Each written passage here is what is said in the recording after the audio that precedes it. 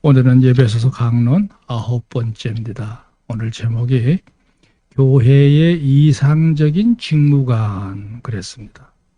자, 여기 주부 보시면 이렇게 시작했어요. 앞서 1절부터 6절이 교회 연합을 이루는 본질성에 대한 것이라며, 그래서 왜 교회가 연합해야 되고 그리스도와 더불어 일체가 되어야 되느냐 하는 그 본질에 대해서 전하고 있는 내용이 1절부터 6절이라는 얘기입니다.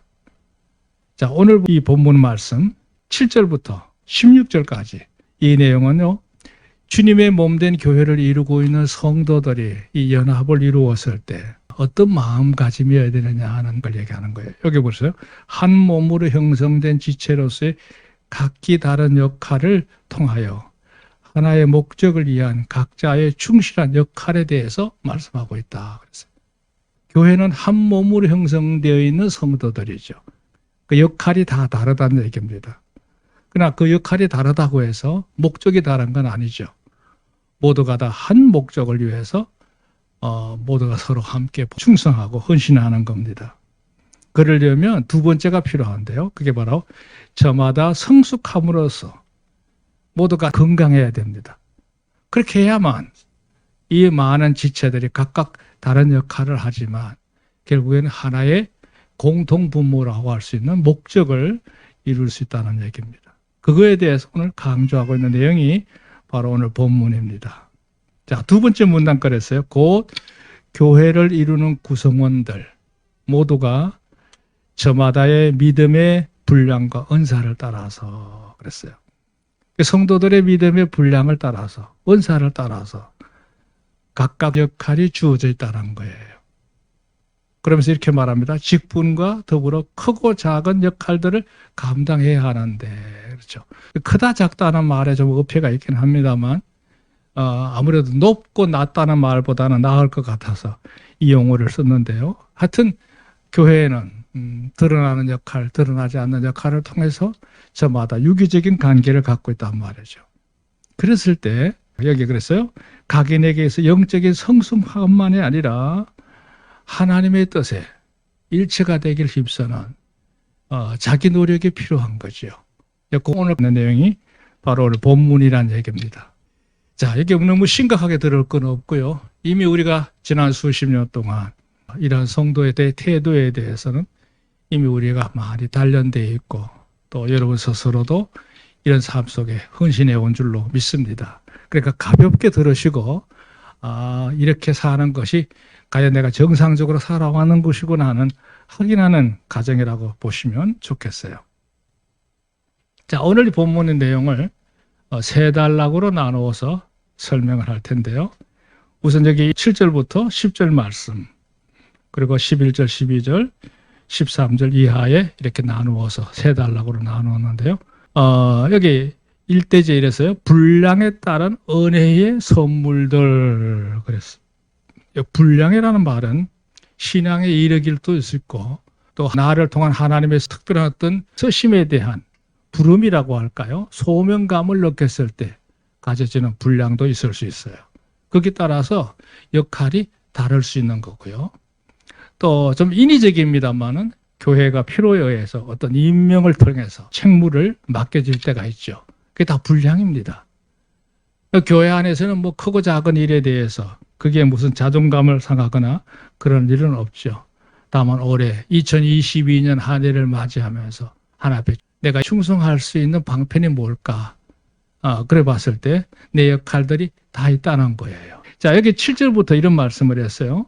우리 각 사람에게 그리스도의 선물의 분량대로 은혜를 주셨나니. 이거를 두 개의 개념으로 설명했습니다. 여기 그랬어요. 주님께서는 그 몸된 교회를 이루는 구성원들, 교회, 성도들 말하는 거예요. 첫째, 모두에게 은혜를 이룰 수 있는 역할을 선물로 주셨다. 이 말에 여러분이 유념을 하시기 바랍니다. 이게 무슨 말이냐? 여러분이 이렇게 이해하시면 돼요. 하나님께서 내게 어떤 역할을 주신 것은 하나님의 은혜를 더가 충만히 덧입을 수 있는 방편으로 그 구실로 하나님이 내게 이 역할을 주신 거로구나 이렇게 받아들이라는 얘기예요. 그 요 문단을 잘 보세요. 모두에게 은혜를 이루는 역할이라고 그랬어요. 그러니까 내가 하고 있는 이 모든 일, 내가 여러 가지 직무적인 여러 가지 사명이 있잖아요. 그걸 잘하게 되면 하나님께서 그것을 통해서 내 중심을 보실 수도 있고 내 모든 노력에 대한 그 충성도를 보시고 하나님께서 특별한 은총을 내릴 수 있는 방편이 된다는 거예요. 만약에요, 하나님 은혜가 이만큼 크다고 합시다. 그랬을 때 중요한 점은 내가 해야 될 일이 너무 고차원적이고 어렵고 높고 귀한 거면 감당하기 쉽지 않아요. 어쩌면 우리가 쉽게 내가 할 수 있는 일임에도 불구하고 그걸 이유로 해서 하나님께서 내게 은혜를 베풀 수 있는 통로를 삼으신다? 이건 귀한 거죠. 그게 바로 뭐냐? 교회를 통해서 구성되어 있는 각각 직분자의 역할이라는 거죠. 그 직분자 역할은 사사로운 것이 아니다. 이것을 통해서 우리가 축복에 귀한 통로를 삼을 수 있다는 그런 의미예요. 두 번째 얘기를 했어요. 이는 믿음의 분량대로 헌신할 수 있는 종류와 감당할 수 있는 크기를 달리하셨다 그랬어요. 그렇죠? 인간적인 욕심에 나도 저거 할 수 있어 이래가지고 마음에 그냥 상처를 받고 불편하고 이래가지고 그걸 가진다고 합시다. 그게 중요한 게 아니거든요. 내 역할이 크고 작든 상관없이 눈에 보이든 보이지 않든 상관없이 그것을 통해서 내가 충실하게 마음을 표현할 수 있는 방편이 된다면 그걸로 족한 거죠. 족한 거예요. 창세기 5장에 보면요. 에녹이라는 사람이 있는데 그 에녹이라는 사람의 그 생애 속에 특징이 뭐냐면 그는 65세에 하나님을 알았고 그 후로 300년 동안 하나님과 동행하였으며 그랬어요. 그 보통 동행한다 하는 말은 발을 맞춘다 이런 의미잖아요. 근데 그 히브리어 언어를 들어가서 더 자세히 그 의미를 추적해 올라갔더니 내 주장을 내려놓고 하나님의 뜻을 받들여서 하나님과 함께 가는 거. 이게 동행이라는 의미겠죠. 우리가 주님이 일할 때도 그래요. 나를 내려놓지 않으면 진정한 동행이 있을 수 없고 온전한 헌신이 있을 수 없잖아요. 그 역할이 크고 적은 게 중요한 게 아니에요. 예, 내 마음가짐이 중요하다는 얘기죠. 그러니까 믿음의 분량을 따라서 헌신할 수 있도록 누구나 다 참여할 수 있도록 그 크기를 달리하시면서 역할이 주어졌다는 거예요. 자, 이 몇 가지 말씀을 우리가 나누는 가운데 꼭 마음속에 그림을 그려야 될 게 있는데요. 바로 이 교회라고 하는 개념을 말할 때 가장 대표적인 이미지는 인간의 몸을 상상하는 거예요. 우리 몸을 생각해 보세요. 우리 몸에는 머리 부분, 손발 부분, 이렇게 다 나누어 있지만 눈에 드러나지 않는 부분도 많잖아요. 또 어떤 건 큰 기능을 하는 역할도 있지만 아주 작은 기능을 하는 역할들도 우리 몸에 지체를 이루고 있단 말이죠. 크고 작은 것이 중요한 아니라 이 모든 역할을 통해서 하나를 이루고 있다는 사실가 의미가 있다 이 말이죠. 자, 8절을 보세요. 이 말이 중요합니다. 그러므로 이르기를 그가 이로 올라가셨을 때 가실 때에 사로잡힌 자를 사로잡고 사람들에게 선물을 주셨다 하였도다. 이 뭔 말인지 오늘 주보에 소개해놨어요. 이는 마치 마귀의 포로요 종이었던 우리. 과거에 예수님 우리가 구주로 온전히 받아들이기 전에는 실질적으로 악령이 자기들 마음대로 우리를 사용할 수 있는 존재였다는 얘기죠. 그랬던 우리를 예수님의 십자가 대속의 공로로 우리를 구원하셔서 다시 하나님의 영광에 참여할 수 있는 자로 은혜의 백성으로 그 입장을 바꿔놓으셨다 이런 의미예요. 그래서 이게 말이에요. 이는 마귀의 포로요 종이었던 우리를 다 용서하고 자녀와 천국의 영생권을 주시고 뿐만 아니라 주님의 일을 할 수 있는 그런 신분의 일꾼으로서 직무자로서 우리 역할을 주신 것 이건 선물이다 이거죠. 사랑하는 여러분, 우리가 주님의 일을 하는 모든 역할들은 이거는 무거운 짐이 아니라 선물임을 믿으시기 바랍니다. 따라합시다. 직분은 선물이다. 아까도 얘기했죠. 그 직분은 뭐냐? 하나님께서 당신의 은혜를 풍성하게 베풀 수 있는 구실이 되는 거예요. 이유가 되는 거예요. 그 통로가 된다는 뜻이에요. 마귀의 포로였던 마귀에게 쓰임받을 수밖에 없던 우리를 다시 받아주셔서 용서하시고 하나님의 자녀였음을 주시고 천국의 영생권까지 주셔서 교회를 이루는 지체로서 하나님의 일을 할 수 있는 자로 신분을 받고 났으니까 이건 엄청난 선물이라는 거예요. 9절 보세요.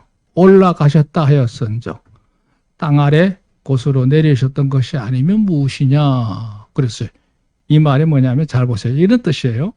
엄부까지 내려가셨던 예수님. 그렇죠? 십자가에 달리신 예수님께서 인간이 겪는 그 엄북 맨 밑바닥까지 내려가셨잖아요. 그 주님은 지옥을 체험하신 분이에요. 죄인이 가는 마지막 종착점까지 내려가셨던 그분이죠. 그러나 하나님의 능력으로 말미암아 주님께서 그 사망을 깨뜨리시고 다시 부활하셔서 그리고 주님이 성천하셨잖아요. 그 말이에요. 올라가셨다 하였은즉. 그리고 이렇게 말하면 땅 아래 곳으로 내리셨던 것이 아니면 무엇이냐. 그런 후에 이 땅에 있는 모든 성도들에게 그러니까 하늘에 올라가신 그분이 이 땅에 있는 교회들을 향해서 성도들을 향해서 그 직분을 내리신 것이 아니면 우리가 이 일을 행할 수가 없는 거다. 아멘. 그러니까 인위적으로 인간이 이런 직분을 만든 게 아니라 하나님께서 특별히 당신께서 하늘에 계시면서 우리를 향해서 많은 갖가지 은혜를 우리에게 풍성히 내려주시기 위해서 우리에게 이 직분을 맡기신 거라는 거예요. 사실 우리 하나님이 무슨 능력이 부족해서 우리에게 이 일을 분담시키는 게 아닙니다. 하나님은 전능자이시잖아요. 능력의 하나님이라는 거예요. 그러니까 그 하나님이 무슨 능력이 부족해가지고 우리에게 뭐 이런 사소한 일과 산절을 원하는 이런 모든 일들을 맡기시 아니라는 거죠. 하나님은 우리 없이도 얼마든지 세상의 모든 것을 다 관리하실 수가 있습니다. 다 주관하실 수 있는 분이에요. 그럼에도 불구하고 우리에게 이런 역할들을 맡긴 거는 당신께서 주시는 그 은혜의 풍성함을 그냥 임의로 아무렇게나 인간들이 마치 배급을 하듯이 주는 것이 아니라 그의 믿음의 분량을 따라서 하나님께서 충성하는 모습을 보고 그 마음가짐을 보고 은혜를 주실 수 있는 방편을 삼기 위해서 우리에게 주신 거다 이거죠. 이 직분은 마치 쿠폰과 같다고 얘기할 수 있어요. 쿠폰. 쿠폰을 주면 우린 그걸 가져가서 지정한 상가에 가서 내밀면 내가 원하는 걸 받을 수 있는 방편이 되잖아요. 하나님의 능력이에요. 이게 중요합니다. 자, 그 다음에 또 한마디 더 굽이쳐요. 내리셨던 그가 은혜를 주셨단 말이죠. 곧 모든 하늘 위에 오르신 자니 이는 만물을 충만케 하려 하심이라. 자, 문장이 어렵습니다. 그래서 여기 설명한대요. 이제는 어느 곳이든지 주님은 계시지 않는 곳이 없어. 그렇죠? 부활 성천하신 예수님께서 하늘로 올라가신지 우리가 사는 현실의 모습을 외면한 게 아니라 오늘도 당신의 눈길과 손길 가운데서 우리를 지켜보시고 그뿐만 아니라 세계 모든 천하의 모든 역사들을 주관하시는 전능하신 하나님, 은혜 많으신 하나님이심을 믿습니다. 그분이 우리에게 선물로 주신 것이 교회를 통해서 내가 충성할 수 있는 여러 가지 역할들이라는 거예요. 직분이라는 거예요. 직분. 그러니까 이 직분은 무거운 짐이 아니라 하나님께 내게 은혜를 주실 수 있는 방편이다. 선물이다는 거예요. 구실이다는 거예요. 통로다는 거예요. 할렐루야. 그러니까 여러분 가지고 있는 직분 그 소홀히 하지 않길 바랍니다. 하나님 보실 때 이뻐하는 모습 보이도록 쓰셔야 돼요. 쓰셔야 돼요. 갑자기 이런 생각이 드네요. 우리가 새 옷을 사서 입잖아요. 모처럼 만에 여러분의 마음을 먹고 옷을 샀어요. 뭐 언제든지 입을 수 있는 일이지만 저 같은 경우에 예를 드는 거예요. 내가 옷을 샀다. 그러면 절대 금방 안 입습니다. 주일날 예배 드릴 때 제일 먼저 입고 그러고 난 다음에 그 다음부터 입든지 한 번 입고 걸어놓는 한이 있더라도 예배 드릴 때 맨 먼저 입고 싶어서 뭐 신발도 그렇고 뭐도 그든 간에 그 다음에 이제 임의로 사용할 수 있다는 얘기죠. 주님께서 그걸 기억에 이뻐 보시는 것 같아요. 여러분이 주님 일할 때도 마찬가지예요. 내 마음가짐을 어디다 중심을 두느냐는 게 참 중요해요. 거기에 사한 역사가 일어나는 걸 볼 수 있어요. 인생의 어려운 순간들이 많지만 하나님을 존귀히 여기는 마음가짐이 있으면 그 속에 반드시 은혜 역사가 있음을 믿으시길 바랍니다. 예, 갑자기 생각이 나서 말씀드리는 거예요. 자, 두 번째 단락입니다. 11절, 12절인데 두 구절인데 이게 중요합니다. 이런 직분을 가지고 이루고자 하는 하나님께서 목적이 있지 않느냐의 목적. 이 공통적인 목적. 예, 11절. 그가 혹은 사도로, 혹은 선지자로, 혹은 복음 전하는 자로, 혹은 목사와 교사로 주셨으니 그랬어요. 그렇죠? 교회 안에는 많은 직분들이 있죠. 이걸 다르면 은사라고 그러는데요. 예, 역할들입니다. 교회를 이루는 모두에게 분량에 따라 각각의 역할에 따라 직무를 부여하셨다. 곧 다 같지 않고 일정한 역할과 공동체의 질서를 위해서 그에 따른 권한이 주어진다. 그랬어요. 네. 옆에 간주에 보시면 교회 직무, 사도라고 하는 게 뭐냐? 사자, 뭐 대사, 제자, 이걸 다 사자라고 하고요. 선자는 하나님의 말씀을 대언하는 사람, 그 영감 역사가 충만해서 하나님의 뜻을 전하는 자, 그랬을 때 보통 선지자 이렇게 얘기합니다. 그 다음에 복음 전하는 자, 이거는 전도자를 의미하는 거고요. 목사 할 때는 양을 치는 자입니다. 목사할 때요, 그 목자가 칠목자예요. 양무리를 관리하는 관리자 이런 뜻이에요. 교사, 말씀을 잘 가르치는 자죠. 목사하면요, 그게 뭐냐면 양무리를 관리하면서 말씀을 가르치는 자 이렇게 해석할 수도 있어요. 이런 권한을 주어진다. 왜 그러냐? 12절 이는 성도를 온전케 하며 봉사일을 하게 하며 그리스도의 몸을 세우려 하심이라 그랬어요. 첫째, 교회 직분이 주어지는 건 중요한 역할을 맡은 이들을 통해서 각 지체들이 저마다 잘 성숙해서 건강해서 자기 관리를 잘하면서 합력하여 의를 이루는 귀한 집합체를 이루는 것이고요. 세 번째요, 주님의 몸된 교회를 튼튼하게 유지하고 계속 성장하고 그런 모든 것 그걸 갖다 세운다 그래서 세운다. 하나님 나라를 지속적으로 건설하는 목적이 있다. 이게 이제 직분을 세운 목적이라는 거죠. 그러니까 세 가지 여기에 모두에게 이 역할은 주어져 있다. 이 몸된 재단에 여러분이 예배만 출석하고 난 아무 할 일도 없어 이러면 안 되는 거예요. 무슨 일이든지 역할을 통해서 잘 감당하시기를 주님 축원합니다. 그걸 통해서 하나님이 앞에 여러분 마음을 보여주세요. 마음을 보여줘. 어떤 모습으로든 보여주시라는 얘기. 그래서 제가 아까 옷 얘기를 한 거예요. 할 일이 없어 옷을 입더라도 그런 마음가짐을 입으라는 얘기예요. 여러분이 그냥 몸이 건조하게 그냥 이 교회에 들어서는 사람으로서 그냥 개개 아닙니다. 이 역할은 중요하다는 거죠. 그렇게 해서 내 자신이 더 건강해서 더 중요한 일을 맡을 수 있으면 맡기를 힘써야 되고요. 그렇게 해서 주님의 교회를 온전히 유지하고 또 확장시키고 건강하게 지속하는데 우리의 마음가짐이 있는 거죠. 하나님께서 이 일을 우리에게 맡기셨어요. 자, 13절부터 중요한 건데요. 이런 원리가 있어요. 이제 구성원이 성장해야 될 원리. 왜 구성원들이 건강해야 되느냐는 문제예요. 13절 우리가 다 하나님의 아들을 믿는 것과 아는 일에 하나가 되어 그랬어요. 주보에 설명이 잘 나와 있으니까 보시면 돼요. 그리스도께서 성도들 모두에게 은혜의 직분을 주신 것은 기본적으로 연합하는 것도 중요하지만 첫 번째 하나 하나님의 독생자이자 구주가 되신 예수님에 대해서 믿음이 하나가 되는 게 중요해요. 믿음의 일치를 이루는 거. 예수님의 구원을 놓고도 말이 많잖아요. 그 믿음의 질이 통일되지 못한 거예요. 예, 성경을 놓고 해석하는 면이 많아 달라지니까 교파도 나눠지고 말이죠.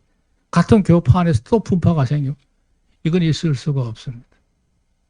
제가 과거에 모교에 있을 때 보면 예, 성경을 많이 봤다는 사람들이 항상 말을 이렇게 성경 해석이 틀렸습니다.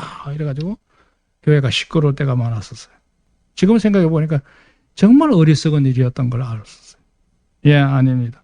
예수님에 대해서 우리의 믿음이 하나로 통일되기를 바랍니다. 믿음이 일치가 되게 중요하고 뿐만 아니라 더 중요한 것은 그 복음의 주가 되시는 예수님에 대해서 깊이 아는 게 중요해요. 예수님과 하나 되는 게 더 중요하다 이거예요. 온전한 사람을 이루어 하는 말에 뭐예요?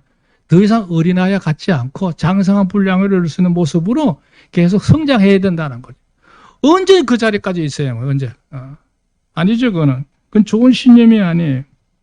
그리스도의 장성한 분량이 충만한 데까지 이르리니 그랬어요. 여기 그랬죠? 3번. 그리스도의 형상을 닮은 신령하고 풍성한 삶을 이루는데 목표를 삼고, 그게 목표야. 그게 목적지예요. 사람들 속에 내 이신을 찾는 게 아니라 주님 앞에 내 모습을 찾는 거예요.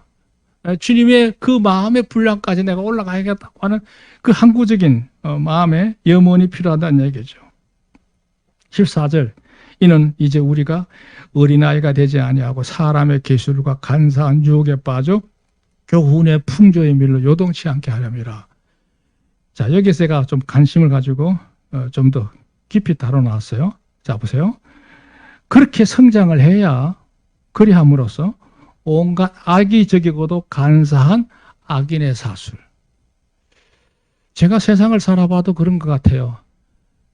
참 요사스러운 마음을 가지고 있는 사람들, 탐욕적인 사람들, 뭐 여러 가지 이유가 있겠지만, 예, 사람한테 내가 속지 않는 게 참 중요한 것 같아요. 예, 그래서 여기 보래서 악인들의 사술이라고 그래요. 사술. 사기치는 거. 지금 우리나라의 가장 심각한 범죄가 뭐냐 하면, 뭐 폭력, 살인 이것보다 더 많은 게 사기당하는 거. 이게 얼마나 많아진 건 모르는데요. 남을 속인다는 얘기죠. 그런 사술이 지금 이 시대에 만연하고 있습니다. 절대 우리가 함부로 당하지 말아야 돼요. 그 다음에 악인의 계술이라고 그랬어요. 오늘 본문에도 계술이라는 단어 나와요. 계술. 악령들이 쓰는 갖가지 술책들이 아주 많아요. 그건 영분별이 없으면 당할 수밖에 없어요. 온갖 이단들도 여기다가 속한다고 할 수 있어요. 또 하나가 있어요. 혼돈의 잡술이에요. 잡술. 자, 보세요. 사술, 계술, 잡술. 이 잡술은 뭐냐 하면요. 잡다한 여러 가지 방법을 가지고 사람들의 마음을 혼돈케 하는 걸 말할 때 잡술이라고 그래요. 이건 제가 지어낸 말이 아니에요. 정상적인 단어에게. 그런데 아까 여기 그랬죠. 간사한 유혹에 빠져 모든 교훈의 풍조에 밀려. 그래서 그 풍조란 단어가 무슨 뜻이냐면요. 예, 이 풍조란 말에 아네모라고 하는 단어의 원형은 아네모트. 바람이란 뜻이에요. 바람. 사람이 살아가는 그 시대 속에 사람들의 의식을 이렇게 휘두르는 바람이 분다는 거예요. 바람. 그게 풍조예요. 뭐 유행도 여기 포함할 수 있고 가치관도 여기 포함할 수 있어요. 그래서 주변에 나죠. 세상의 추세나 경향에 따른 흐름, 가치관, 유행 이런 것들 다 이게 풍조예요. 풍조. 풍조에는 세부적으로 둘로 나눌 수 있어요. 그게 뭐냐면 사조하고 시조예요. 사조는 뭐냐 하면요. 온갖 변형된 이론들이에요. 예, 그러면 그 말을 들으면 정말 그런 것 같아요. 그래서 연금술이라는 단어 들어보셨죠? 연금술. 똑같은 말인데도 그 말을 너무나도 아주 드라믹하게, 화려하게, 이쁘게 표현하는 이 말하는 기술을 현대인들이 배우고 있습니다. 그 말에 빠지다 보면 나도 모르는 사이에 그런가 보다 동의하게 되고 한참 따라갑니다. 그래서 이런 말들, 이런 가치관이 어디에 근거한 건가 하는 것을 자세히 분별하지 않으면 당하지요. 그래서 저는 우리 교우들에게 아까 말하는 사술, 계술, 잡술 이게 문제가 아니고 사조에만 빠지지 않아도 훨씬 더 우리가 간결하게 살 수 있다 이렇게 말할 수 있고요. 그 다음에 시조가 있어요. 시조는 뭐냐면 시류를 따라 사람들이 여론몰이하는 경우들이 있어요. 사람들을 선동할 때 시류를 이용합니다. 모든 사람이 다 그렇게 생각해 이렇게 됩니다. 아닙니다. 우리의 기준은 시류도 아니고 그 무엇도 아니고 풍조도 아니고 오직 하나님의 말씀인 줄로 믿습니다. 그래서 이 말이 중요해요. 이제 우리가 이제부터 어린아이가 되지 않으냐며 사람의 계술과 간사한 유혹에 빠져 모든 교훈의 풍조에 밀려 요동치 않는다는 말은 바람이 심하게 불면 마치 배가 밀려가듯이 그렇게 밀려가는 자가 되지 말라는 얘기예요. 중심을 흐트리는 자가 되지 말라는 얘기예요. 그럼 어떻게 할 거냐? 15절 결론이죠. 오직 사랑 안에서 참된 것을 하고. 성도의 가장 기본은 주의 마음에 있는 사랑과 진리죠. 진실입니다. 이게 우리 성도의 삶의 기조입니다. 오직 사랑 안에서 참된 것을 말하며 사랑 가운데서 진실하라, 온전하라 이런 얘기예요. 뭐라고 하느냐 보세요. 교회의 머리가 되시는 예수님에게 이르기까지 인격과 행함의 모든 면에 성숙을 이루는 성장 목표를 삼아야 된다. 그걸 말할 때 참된 것을 말해 범사라는 말은 모든 면에 어떤 면으로나 어떤 곳이나 이런 얘기거든요. 모든 면에 범사에 그에게까지 잘하라. 교회 생활만 잘하는 게 아니에요. 여러분의 개인적인 생활, 사회적인 생활, 또 여러 가지 역할적인 면에서 하나님 보실 때 두 가지를 원칙을 꼭 지키시기 바랍니다. 주의 사랑으로, 진실함으로, 흔들림이 없는 삶으로 승리하기를 주님을 축원합니다. 그렇게 해서 주님의 모습의 분량까지 올라가도록 늘 그에까지 하라. 그분이 머리야. 그분이. 그는 그 머리니 곧 그리스도라. 우리 삶의 통치자가 된다는 뜻이에요. 주님의 지도를 받는, 주님의 보호를 받는, 주님의 귀한 교류함이 있는 성도가 되기를 주님 축원합니다. 그 말 한마디 더 합니다. 16절. 그에게서 온 몸이 각 마디를 통하여 도움을 입음으로 연락하고 상합하여 각 지체의 분량들을 역사하여 그 몸을 자라게 하며 사랑 안에 스스로 세우느니라. 이게 대원리거든요. 이게 무슨 얘기냐? 우리 몸에 있는 모든 지체들이 머리를 중심으로 해서 모두가 다 연결되어 있잖아요. 예, 뇌의 지배를 받습니다. 그렇잖아요. 우리 몸의 각 모든 지체가 머리 조종을 받아요. 그것처럼 교회는 뭐냐? 교회 질서와 연합과 성장과 건설하는 모든 일에 실질적인 주체는 주님이시라는 거죠. 예수님과 연결되어 있어야 된다는 거죠. 여러분 안에 그리스도의 마음이 언제나 풍성하시기를 주의 이름으로 축원합니다. 오늘 설교는 좀 복잡합니다. 그래서 제 설교가 좀 미전할 수 있는데요. 여러분 주보를 한번 찬찬히 읽어보시면 이해하시기 좋을 거예요. 참고하시면 좋겠어요. 하나님의 축복이 여러분과 함께 하시기를 주의 이름으로 축원합니다.